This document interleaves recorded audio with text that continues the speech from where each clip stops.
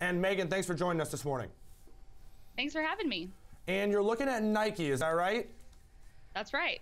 All right. Well, Nike's definitely been in the news given what we saw over the weekend on Sunday in particular. And how much has that influenced some of the data that you've seen in the last couple days? It's really fun to watch companies, especially after an event like the Masters, whenever you have an athlete, sponsored by someone like Nike, and when Nike is able to kind of capitalize on that. The chart that you see showcases really the life of an ad campaign. For this chart, we looked at Nike brand consumer happiness. So how consumers perceive the brand Nike. And you can see a significant drop when the Kaepernick ad was released. And you see that the recovery, then you move in and you see whenever the ad featuring a voiceover empowering women by Serena Williams was released, you see that pop up to almost 80%. And then a similar pop up whenever the Tiger ad was released the day of the Masters. So it really showcases Nike's history of supporting these athletes, even through, risky brand perception, and how it really is in line with their dream crazy, go big motto these days. Yeah, and Megan, I think it's important to note too. I mean, the Tiger Woods story is an incredible sports story, arguably one of the biggest that we've seen, ever, but definitely in the last decade. Nike also took kind of a controversial stance by sticking with him throughout all the stuff that he dealt with that was very public. But Kevin, I know you have tons you want to say about this as well. But when we're looking at something like this, it's awesome to connect it to finance because it's a great story in the sports world and really just a life story. But in terms of its comeback, but it's awesome to see how it connects to the stock price and what it means for Nike as a company. Yes, actually, we're seeing an increase in purchase intent mentions as well in correspondence to that Nike Tiger ad and just the exposure that they received on or during the Masters. It was estimated that they received about $22 million worth of exposure just in the live broadcast. And we're actually seeing those purchase intent mentions tick up. And I know if you go on the website, the shirt that Tiger was wearing was sold out. And so it's interesting to kind of see that marketing actually drive purchases. Megan, I have two things to talk about in terms of the day that Nike had on Sunday. There was really no risk that Nike brand wasn't going to be one of the winners, right? They had like everyone in the last group was Nike. And the two main close athletes in the group before that or behind them were Nike. So they had like the top five were all Nike. And the other thing, have you seen any change in Nike in terms of Tiger Woods and golf since they're out of the golf club and golf ball business and it's just purely apparel now? It's interesting you say that. I was curious about that as well. And so I pulled a separate look of Nike and golf mentions, and the mention spike for the day that Tiger won the Masters was the biggest mention spike for Nike and golf since Nike announced that they would no longer make clubs and things like that.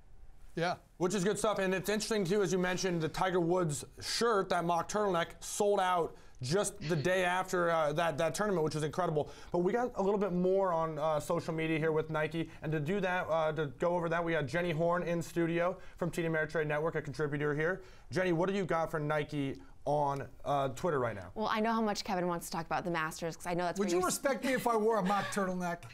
Possibly.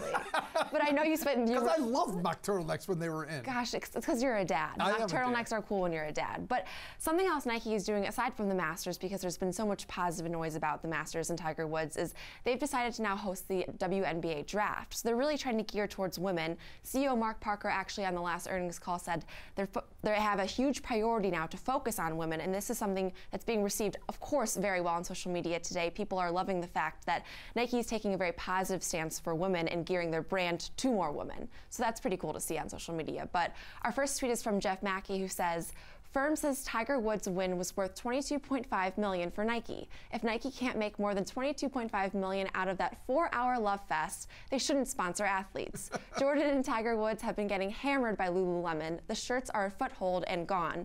Men's growth greater than women's, huge Nike opportunity in business. So, I mean, how is Nike really stacking up against its competitor, Lululemon? Neither now make golf clubs. They're both in apparel. This is something that we've talked a lot about. And Megan, how do you see Nike and Lululemon? Because here's the thing. Nike is 10 times at least the size of Lululemon in terms of stock float and the size of their companies. But, you know, Nike started out in shoes, got into apparel. Lululemon is only apparel. Right. It's interesting to see Nike playing catch up almost to Lululemon in this sector. But I do believe they announced in December that they're going to begin pursuing a men's yoga line and developing that. So that's definitely something that we're watching. That's supposed to be released in 2019. So if they can retain customers and maybe steal some of that market share from Lululemon, I mean, that could be great for Nike, but that remains to be seen, I suppose. Yeah, and I think, too, it's important to note, looking at this tweet, not to speculate too much on the actual numbers, but this is more about ad exposure in terms of how much that was worth in ad exposure. You know, if they're selling out their shirts online, and obviously what Michael Jordan and Tiger Woods have done for a company like Nike, it's a lot more than $22.5 million. Right, and we were all joking Monday, this was basically 5 hours of free advertising for Nike, so it was a pretty good thing for Nike, I'd say. Yeah, absolutely. And what do you have for the next tweet here? We got Jenny. So our next tweet is from Kim, who says, have to remember that every time Nike does something that's frustrating as a consumer, it probably means they're tweaking something. And in these cases, don't get upset about some shoes. Put another $50 to $100 on some Nike stock. Feel better.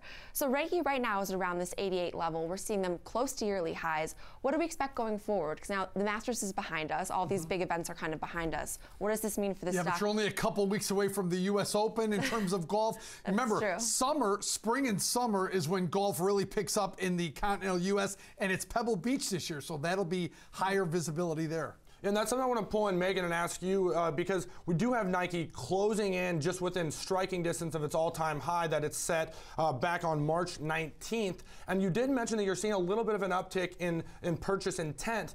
But when I know that just from talking to Landon on here that, you know, you compare that to its stock price. In terms of valuation, what is that leaning right now?